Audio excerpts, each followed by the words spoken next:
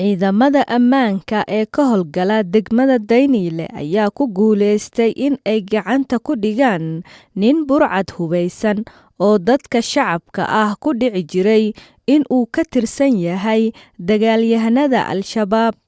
Ninkan oo magaciisa ku sheegay Cabdi Cismaan ayaa inta badan dhac ka geysan jiray xaafado ka tirsan magaalada Muqdisho, gaar ahaan deegaanada ku yaala duleedka caasimadda sida Daynile iyo xaafado kale oo inta badan aanan ciidamada dowladda ku badnayn. Muuqaal laga duubay ninkan ayuu ku sheegay in dadka inta badan ka qaadan jiray moobeelo, isagoo dhihi jiray in uu ka tirsan yahay waaliyada ururka Al-Shabaab ee ku sugan gobolka Banaadir.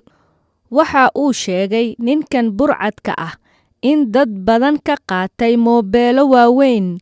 Waxaa sidoo kale sheegay in dad qaar iyagana lacago baad ah ka qaatay, isaga oo u sheegi jiray in uu yahay sarkaal ka tirsan ururka Al-Shabaab. Saldhigga ciidamada booliska degmada Daynile ayaa loo gudbiyay ninkan oo sidoo kale lagu eedeeyay in uu dumar kufsaday, waxaana uu ninkan sheegay in tuugnimadiisa ahayd mid xarfaannimo ay ku jirto.